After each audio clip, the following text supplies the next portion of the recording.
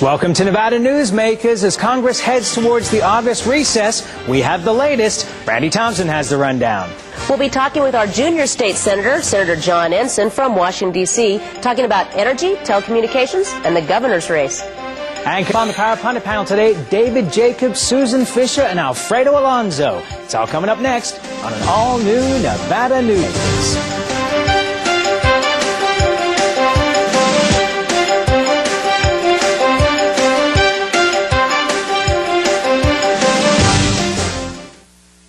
Nevada Newsmakers, brought to you in part by the Tahoe Reno Industrial Center, the world's largest industrial park, the resort at Red Hawk, and the Peppermill family of casinos.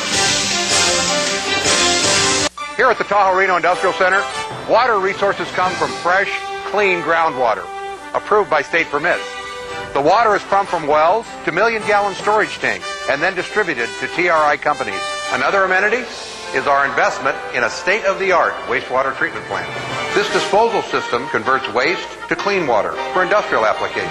Welcome to the Tahoe Reno Industrial Center, the largest industrial park in the world, building economic prosperity for Nevada. When making your decision as where to play golf, consider the resort at Red Hawk. You know you have made the right choice the moment you arrive. The friendly staff welcomes you to our award-winning pro shop. You know you've made the right decision on the first tee. The Lakes course is in the best condition in years. You know you've made the right choice after you've played 18 holes. The resort at Red Hawk, the right choice. Nevada Newsmakers is sponsored in part by the Nevada Beer Wholesalers Association. As an employer, did you know you can be held liable for negligent hiring? A background screening by Employer Links can uncover criminal records, like alcohol and drug convictions. It can verify the applicant's education, driving records, and professional licenses. Employer Links can check civil records, registered sex offender records, and Social Security fraud. Hiring the right person shouldn't be a gamble. Call Employer Links. Employer Links, protecting your investment. So, who do you use for workers' comp? Pro Group Management. Ah, I've heard some good things about them. You bet. Employee background checks, safety training, claim seminars. Oh, and here's the great part. If you have an issue, they work for you, not against you. Sounds perfect. And expensive. Well, that's the best part. They saved me 30%. I've heard they've saved others 50%. Works for me. Pro Group Management. Finally, workers' comp that works for you. This is Nevada Newsmakers with host Sam Shad, a no-holds-barred political forum. Now, from the Nevada Newsmakers broadcast headquarters, here is Sam Shad. And we welcome back to the program United States Senator John Ensign. It's a pleasure to have you here, sir. It's great to be with you. And we hopefully will not be cut off by a satellite uplink this time. Let's get straight to it. You've got a bill going through that's going to help the phone companies to be able to get access to be able to deliver television programming over the phone lines. How is this going? Well, actually, it's not just about the phone companies bringing video into the homes to compete against the cable companies. It really is it's a bill that's focused on the consumers to give them more choice. More choice not only for video, more choice for broadband, more choices for how they make telephone calls. We need to modernize our telecommunications laws to reflect the technological changes that have happened and give the consumers the same kind of choices that they have with their cell phones, where companies are competing for their business. We need to have that same kind of competition in other areas of our telecommunications fields. The world is changing dramatically, and if we want jobs to stay in America, if we want American businesses to be able to compete against companies around the world, we have to modernize our laws to reflect the technology changes that have happened today, and I put together a piece of legislation that we introduced today that I think that will do exactly that. How much complaining are you getting from the cities in terms of their abilities to control this? Well, we did a couple of things for the cities. First of all, we are going to preempt a lot of their authority simply because today, if there are 30,000 cable franchise authorities in the United States. You can imagine if you now want to bring in a new, for instance, if the phone companies want to come in and offer video to compete with the cable companies, they have to go through these 30,000 franchise authorities. There's way too much bureaucracy involved. So we set some federal standards, but give still some authority at the local level to be able to enforce the laws so that somebody doesn't have to call Washington if their service isn't good.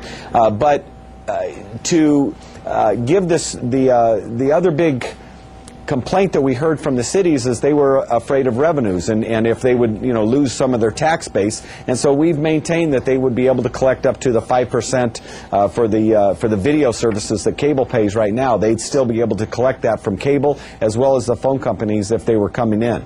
I just hope my rates go down with this. Oh, there's no question. There's no question with competition. You always see a decrease in the rates. Look at how much it used to cost to make a cellular telephone call. Yeah. But because we were in an unregulated market where the consumers were the ones who chose the winners and losers, look what has happened. You get more minutes, less time, better services, and it's constantly evolving with innovation. We're not seeing nearly the advances as quickly as we are in the cellular telephone areas that we are in, say, cable and our local telephone service. And I want to see that those services move ahead more quickly so that people will have better prices, but also where we can have better services. Broadband is a place where the United States right now is 16th in the world. The United States should never be 16th in the world when it comes to technology. We need to be number one. And our laws, if we can update our laws, we can be number one again. Well, that sounds great. Now, another bill that's going to have a consumer impact is the energy bill. It goes to conference today, and there's some elements in that bill that will impact Nevadans. What exactly can Nevadans look forward to if that bill does pass? Well, Senator Reid and I worked very hard on making sure that there was a provision in there that we got on the Senate floor, that stayed in the bill when the House and the Senate worked out their differences in conference. All it does is it gives the FERC, or the Federal Energy Regulatory Commission, it gives them the authority that we think they already had to be able to protect Nevada consumers against a company like Enron.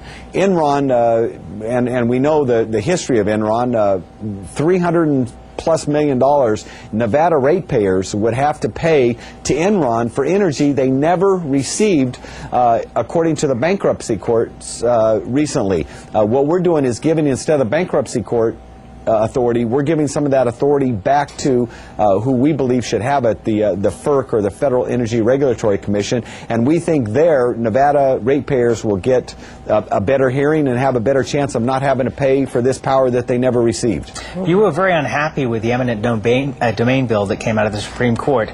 I'm sorry, not the eminent domain, the ruling that came out of the Supreme Court, and you have a bill that's coming up that will deal with that. Can you give us a few details on it?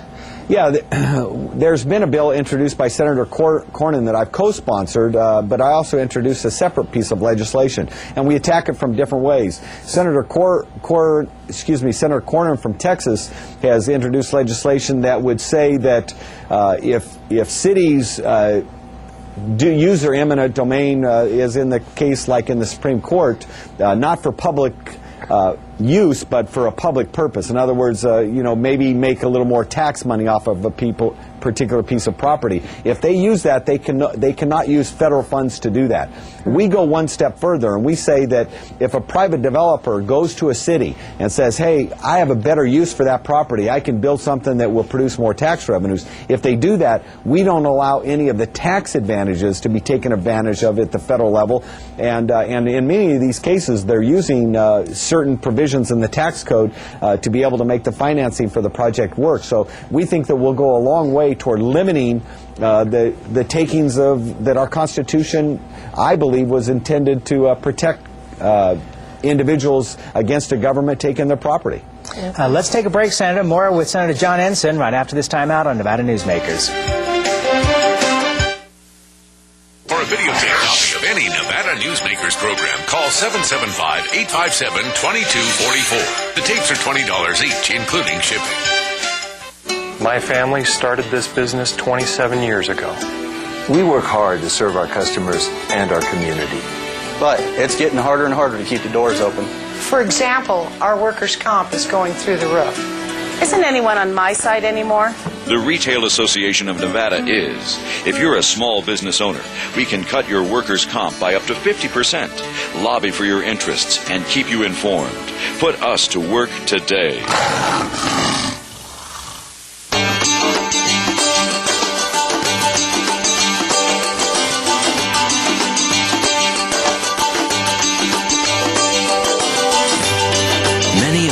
materials we rely on every day come from the ground, and modern mining technology brings them to us cleaner and safer than ever before. To learn more about America's natural resources, visit nma.org, the National Mining Association. Reno's best dining values are all at one casino, the Pepper Mill. You can enjoy great savings on our popular specials. Pepper Mill's coffee shop offers daily lunch specials, low-carb dining, and all your favorite comfort foods. You'll find sensational lunch specials featuring Reno's freshest seafood, sushi, pasta, and more at Oceano.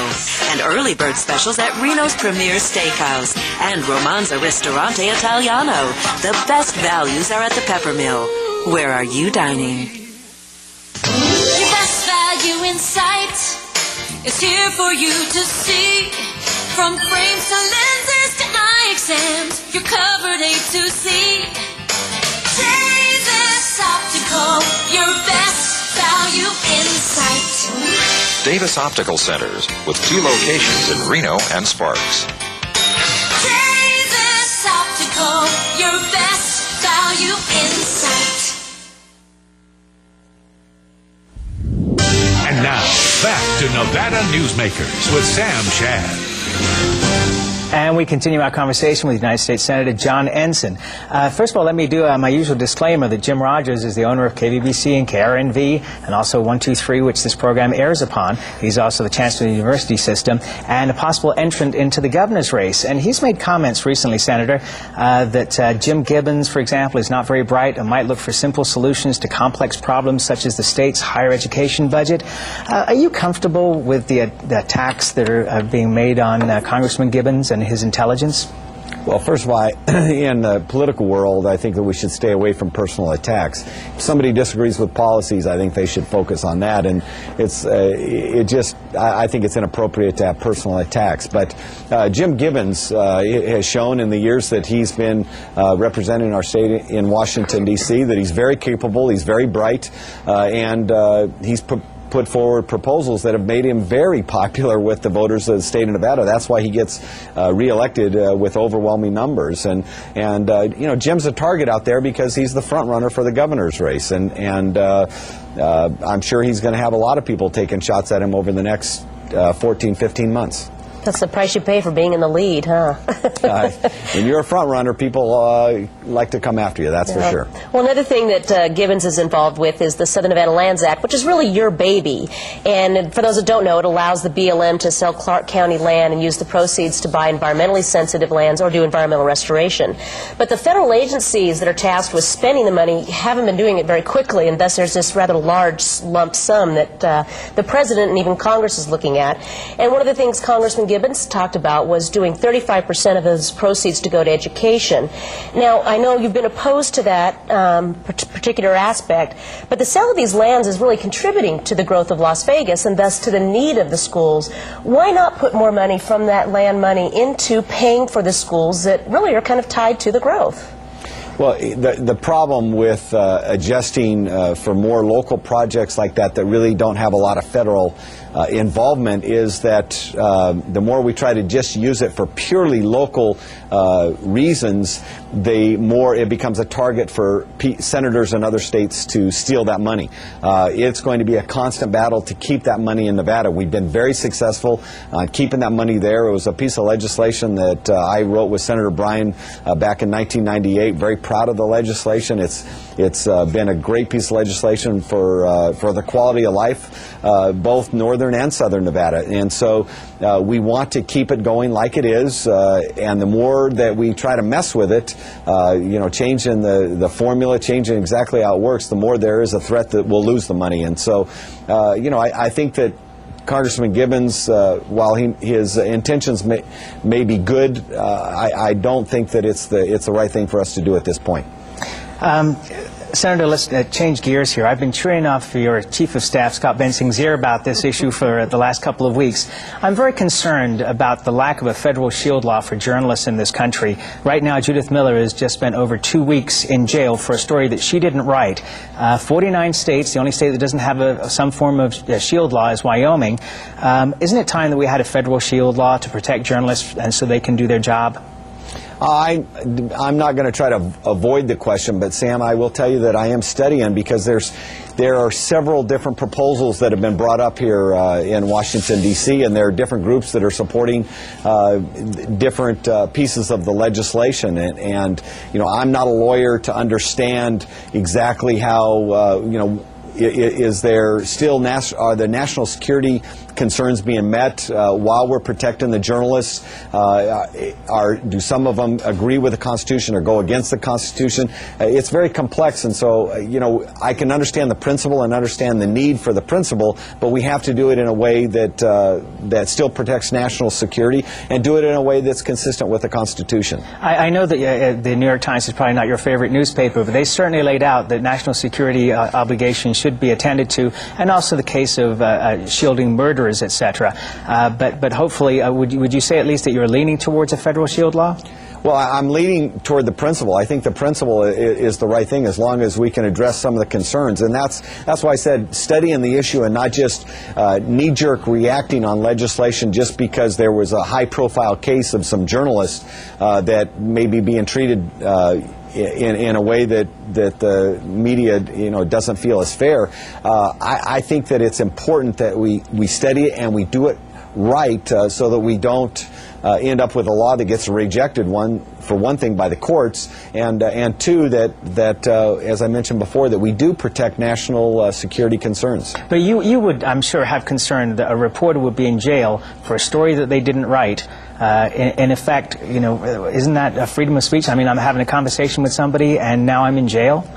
Well, it depends. I mean, just try to imagine a case like this, Sam, where somebody has classified information and now they talk to a journalist and that classified information ends up leading to the death of American soldiers in the field. Nobody just Senator? No, absolutely not. That I totally agree with you. Right. That national security concerns have to be addressed. Right. And that's all I was saying, Sam, is that we have to make sure when we're addressing this piece of legislation that we do it in a way that addresses the concerns that I just brought up, and but it's certainly a piece of legislation that I lean in favor of if we can draft it in the right way. Okay, Senator, we have like 300 more questions and we're out of time. So I know we're coming up on the break here for August, and we trust that you'll come back and visit us and spend a little bit more time with us. Looking forward to it. I'm going to be spending a lot of time in August in northern Nevada, so I look forward to visiting with you. Thank you very much, United States Senator John Ensign. Always a pleasure. We'll be right back on Nevada Newsmakers with the Pundits after this.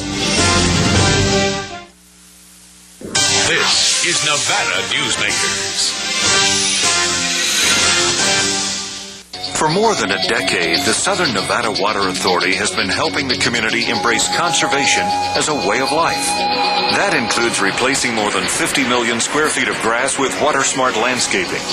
During the worst drought on record, watering restrictions and tough landscaping codes have reduced the community's water use by billions of gallons, even as thousands of new residents were moving into Nevada.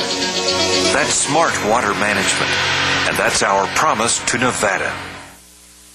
When making your decision as where to play golf, consider the resort at Red Hawk. You know you have made the right choice the moment you arrive. The friendly staff welcomes you to our award-winning pro shop. You know you've made the right decision on the first tee. The Lakes course is in the best condition in years. You know you've made the right choice after you've played 18 holes. The resort at Red Hawk, the right choice.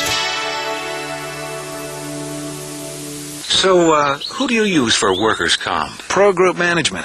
I've heard some good things about them. Oh, you bet. Employee background checks, safety training, claim seminars. Oh, and here's the great part. If you have an issue, they work for you, not against you. Sounds perfect. And expensive. Well, that's the best part. They saved me 30%. I've heard they've saved others 50%. Works for me.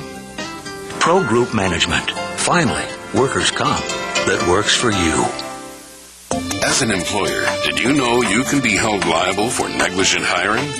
A background screening by Employer Links can uncover criminal records, like alcohol and drug convictions. It can verify the applicant's education, driving records, and professional licenses. Employer Links can check civil records, registered sex offender records, and Social Security fraud. Hiring the right person shouldn't be a gamble. Call Employer Links. Employer Links, protecting your investment. And now, back to Nevada Newsmakers with Sam Shad. And back on Nevada Newsmakers' Great Power Pundit panel today, as always, David Jacobs is here. He's the Assistant City Editor for the Reno Gazette-Journal. Susan Fisher, welcome back. Thank you. And she's with Fisher Consulting and Alfredo, Alonso, Lionel, Sawyer, and Collins. Thanks for actually being here on a show when I've introduced you at the beginning of the show. I appreciate it. Let's start out. No, we should explain that last week I introduced him, and then the Pundit panel arrived, and Alfredo didn't, but we're happy to have him back. All right, let's get serious here. Well, let's not start a trend. Come on. Let's start out. David, Jim Gibson, the Henderson mayor, with a mighty war chest, decided he's going to jump into the governor's race. Not sure yet if he's going to run as a Democrat or an independent. What are your thoughts on that? I don't know him personally, but it just seems like it's really, the race is really stirring up a lot of interest from a lot of people, and it's going to be interesting to see what happens in the next few months with, you know, who positions for what, and maybe some of the down ticket races, maybe someone will decide to go for one of those. I think those would be interesting to watch too. You know, Susan, is there a danger here with this many candidates in the primaries that we just kind of split the vote so much that some of the better candidates may not get the votes they need? Well, there's a danger of that. There's a danger for lobbyists and others too, because we get hit up a lot for campaign contributions. It's going to be splitting the money. That's a danger for the candidates. But I'll tell you, Jim Gibson is a very formidable candidate. He's a very charismatic person. He walks into a room and people take note. He's not a big man like John Wayne or anything, but he's just one of these people who draws attention, and I think that he will get a lot of attention statewide as he moves around. You know, Alfredo, I think we have a lot of charismatic people talking about being in this race. I mean, you know, Jim Rogers, the owner of Sunbelt, and Bob Beers, the university chancellor. I mean, these are not shy people. No, this is going to be one of those races that I think is going to be viewed nationally as the one to watch. I mean, it is going to be a very exciting race. I'm you know, as a junkie, I'm looking forward to it. The issue I think that people need to remember too is how important Northern Nevada is going to be in this race. Well, and that's where Jim Gibson, for example, is completely unknown. I mean, we had him on the show, about 6 months ago, and he certainly didn't sound like he was going to run for governor. At that point, he was running for re-election as mayor of Henderson. But won't he have an incredible amount of work to do? He will. I think all the candidates will. I think obviously Speaker Perkins and Senator Titus have a little bit of a leg up because they've been around for a long time. They've spent some time up in Northern Nevada. He will have to spend that money. He'll need a lot of money to get some name recognition. Luckily, it's a small state, and in a small state with essentially two markets, you can sell yourself and raise that name ID fairly quickly. Well, he's got name ID going into this. I mean, can you imagine a final of Jim Gibbons and Jim Gibson? Mm-hmm. I mean, the only difference is a B. I mean, that is going to be really a challenge for the voters to go, okay, which one do I like? Mm-hmm. Well, this raises another question, which is that, you know, a couple of months ago when we were talking about the governor's race, we were talking about that it was possibly going to be anywhere from $8 to $10 million would be needed to run this governor's race. Can we raise that kind of money in this state for all these candidates? I don't know that all of them are going to raise that amount of money, but I think, you know, I think there's going to be so much interest that people are going to be given, and they're all going to have their various interests that they're going to want to support, whether it's, you know, this part of the state or Las Vegas area. So I think there's going to be a lot of interest along various lines that will drive a lot of this. And a lot of, you know, what we love on this program is no clear-cut victories. We want people, you know, acrimony. It will be interesting to see, too, how many people just stay out of a primary and just kind of take a bye where I'm not going to give money until I see who's out of the primary. I mean, well, this is a win-win for Jim Rogers because, you know, whether he jumps in or not, I think his station's going to make a little bit of money off advertising. I believe all broadcasters in this state will make money. I think the show will make a little money off it. We're certainly hoping so. Yeah, that's right. Something that's never happened before. John Porter looked like he wasn't going to have a challenger in today's Review Journal. The name Stan Hunterton pops up, a lawyer, former strike force attorney. Will he have a chance? You know, Tom Gallagher, a very well-funded candidate last time around, didn't do that well. No. I think John will have a good war chest going into this. He's got good name ID. It's going to be very difficult, and it leans R. I mean, it's a fairly Republican district that's getting more Republican every day. So I think anybody that jumps in that race is going to be it's going to be a tough road to hoe. Susan? I agree. And John hasn't done a lot wrong for anybody to use his record against him. Well, and his hearings right now on Yucca Mountain, David, are probably going to help him too, giving him a little bit higher visibility across the state, wouldn't you say? Yeah, and I just wonder, does anybody think that Andre Agassi is going to change his mind and get back in? Yeah, well, that story actually generated a lot of interest. Yeah, a lot of interest. Doesn't sound like he's ready to get back in there, though. No, I don't think so, but I don't think that's Andre's deal. I mean, I think he would be. His name ID is amazing, but I just don't see it. Okay, we've got about 20 seconds apiece here. The Chancellor proposed a $600,000 salary for the new Clark County school superintendent. The Las Vegas Review-Journal, of course, in its editorial went crazy today on that. I think it's outrageous. David, your shot first. I just know that educators, superintendents, state superintendents, local superintendents, their salaries are always going up, and it's a high-pressure job. I can't speak to that amount of money, but I do know that if you look at any of the trends, and the tenure of some of these people is very short, so it's a high pressure. $600,000! My God, that is so out of line. Outrageous. They need a quality CEO. You could quit your job and get a pay raise by running for Clark County. I'd like to see our teachers get raises first. Yes. 10-4. Yeah. That's where we got to leave Bob it. Mears did it right. Let's cap it instead. We'll be right back on Nevada Newsmakers after this.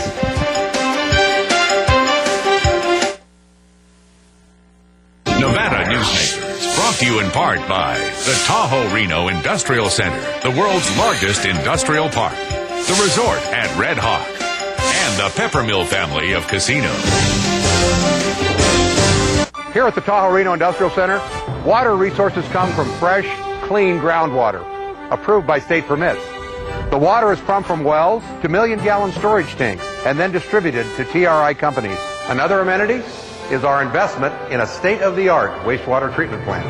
This disposal system converts waste to clean water for industrial applications. Welcome to the Tahoe Reno Industrial Center, the largest industrial park in the world, building economic prosperity for Nevadans.